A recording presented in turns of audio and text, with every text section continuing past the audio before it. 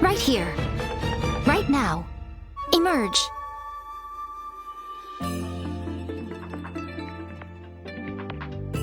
I'm always watching.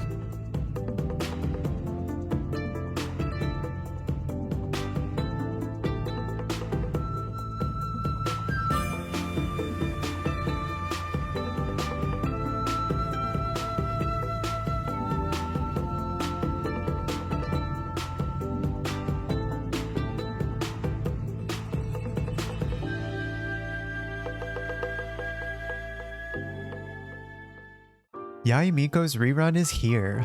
Well, it's been here for a week, but better late than never, right?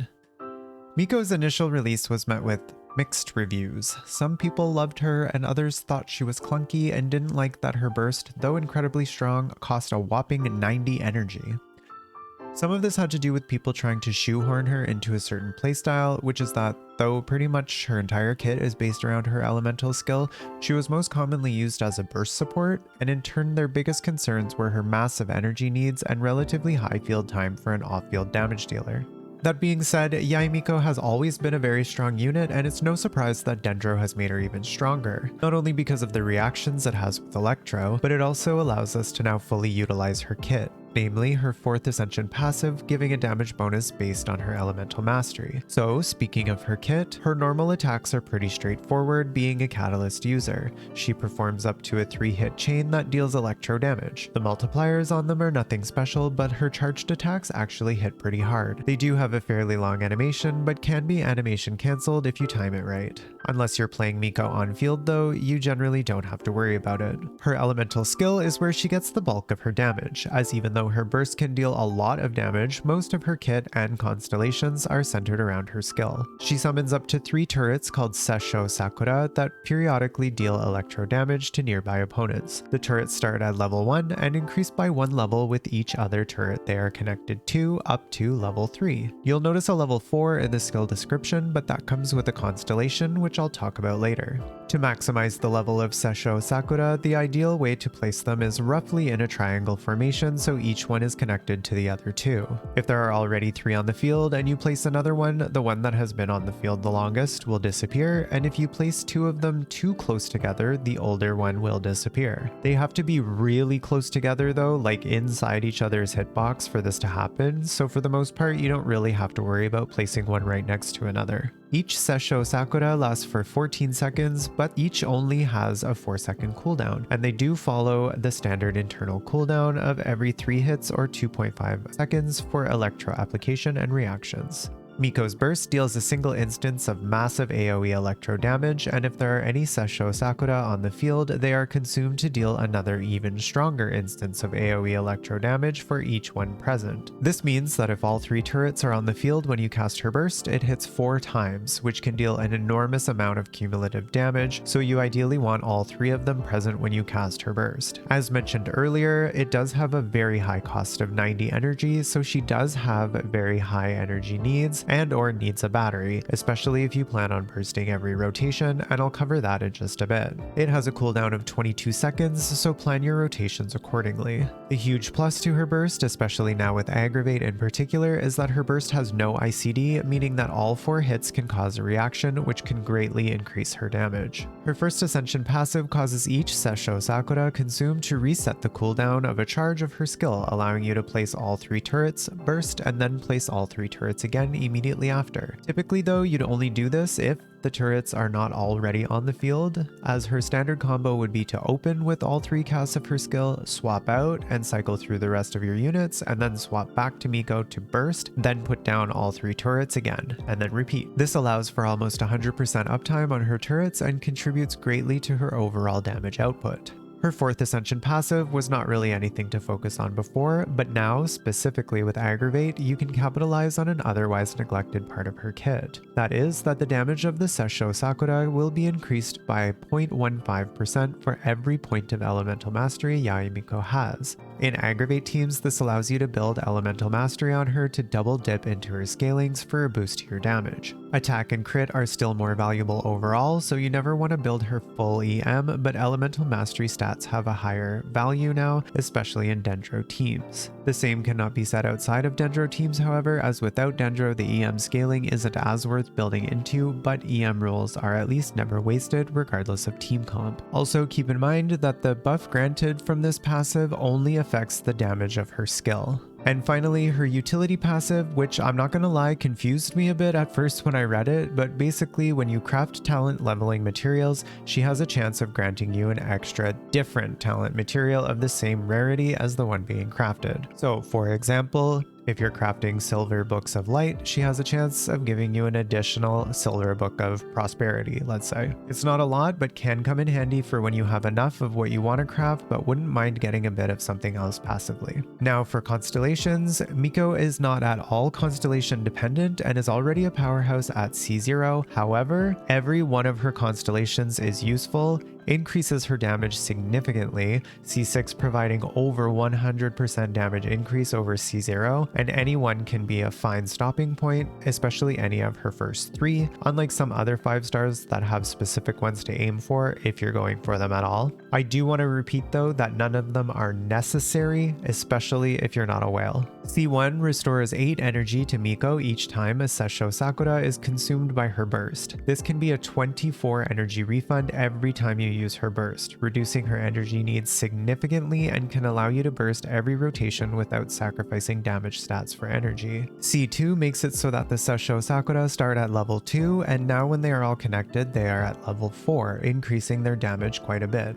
Their attack range is also increased by 60%, which is pretty huge considering they already have quite a far range to begin with at C0. C3 adds 3 levels to her skill, which is a massive damage increase. C4 increases the electro damage bonus of all characters, including herself, by 20% for 5 seconds whenever a Sessho Sakura hits an enemy. Because she has such high uptime on her skill, this buff can ostensibly have 100% uptime, granting essentially a permanent 20% electro damage buff for the team. C5 adds 3 levels to her burst, nothing to say other than an obvious increase in damage, and C6 allows the Sessho Sakura's attacks to ignore 60% of enemy defense. So it's a lot like Raiden's C2, but only pertains to the damage from her elemental skills, so keep that in mind. However, again, because the majority of her damage is from her skill and it has such high uptime, this is a huge overall damage increase. Moving on to artifacts, Yae Miko has quite a few sets to choose from, and if you're running her in a Dendro team, and only Dendro team specifically, her best in slot will be the 4-piece Gilded Dream set. The elemental mastery this set provides, as well as the additional attack when running her with another Electro in the party, which will be most cases, allow you to take advantage of all of Miko's kit.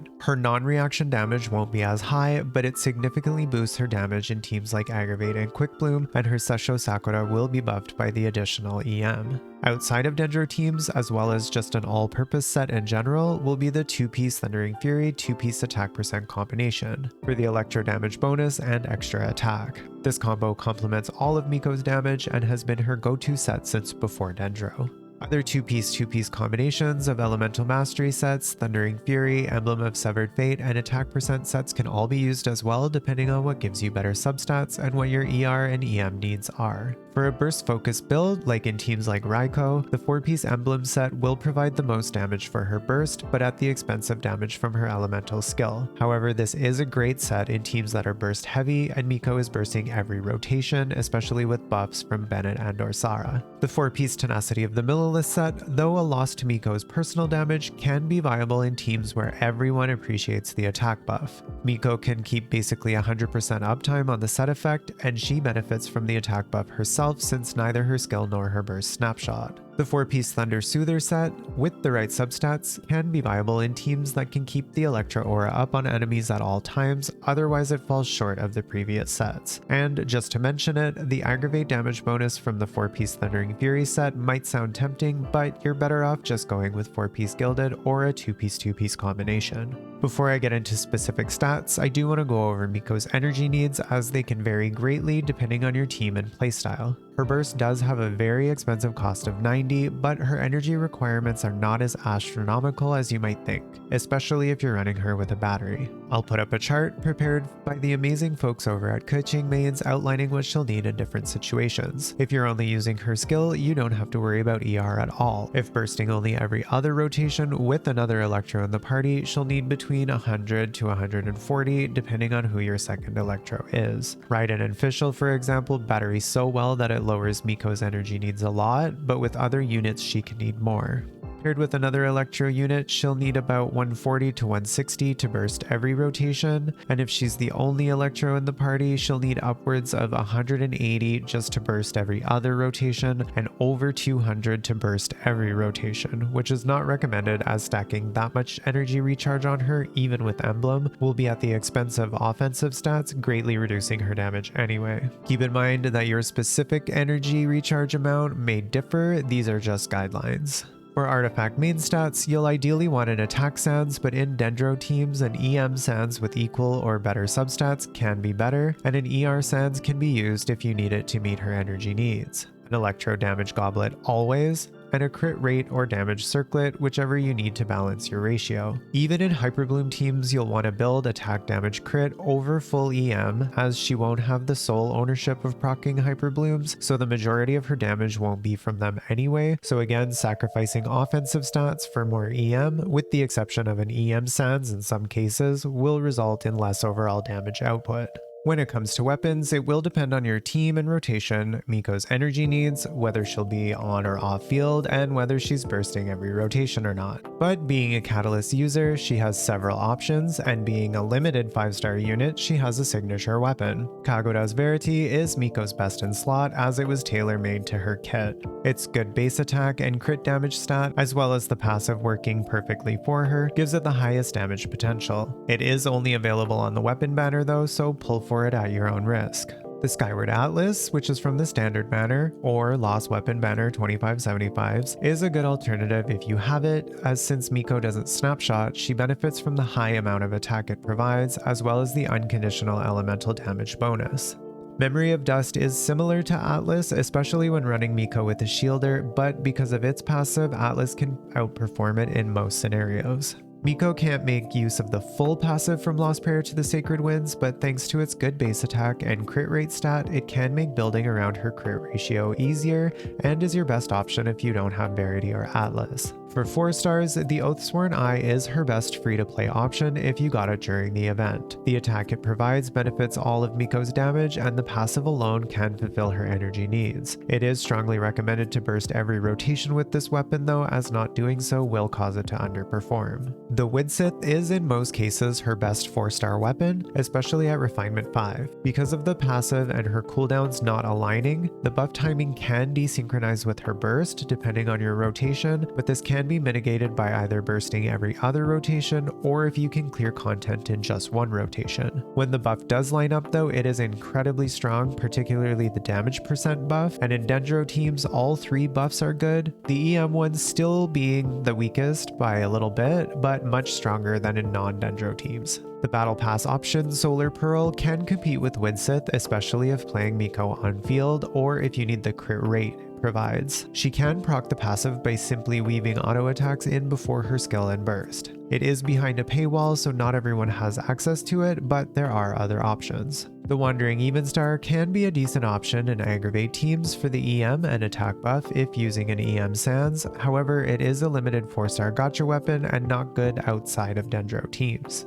2 craftable options, being the Hakushin Ring and Mappamare, can both be decent free-to-play options in reaction teams if opting for an on-field playstyle, as both require the user to be on-field to proc the passive. Yae Miko is surprisingly flexible when it comes to team comps, and now even more so with Dendro, so I'll talk about those first. Quicken teams, so aggravate and spread, just need Miko, a Dendro unit, and 2 flexes. A second Electro unit is often the best option for the 3rd spot, and the 4th can be an Anemo support to shred Electro resistance with VV, a shielder, Albedo for his EM share and off-field damage, or even another Dendro unit. Swap out one of the flex spots for a Hydro unit for a Quick Bloom team where you can make use of the damage from both Aggravate and Hyper Bloom, or you can even run 2 Hydro units for a pure Hyper Bloom team. Just make sure that if you're using DMC, they are using their skill multiple times per rotation to consistently proc the bloom seeds. There is the classic Raiko team consisting of Miko, Raiden, Bennett, and Kazuha, where both Yae Miko and Raiden use Bennett and Kazuha's buffs to dish out huge damage. The Mono Electro team with Miko, Raiden, C6 Kujosara, and usually an Anemo, specifically Kazuha. And of course there are always Taser teams, for which there are several different comps you can play around with.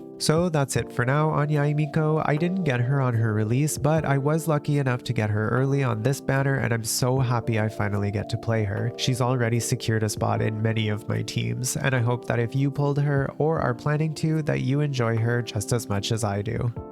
As always, thank you so much for watching. Like and subscribe for more videos to come, and I will see you next time.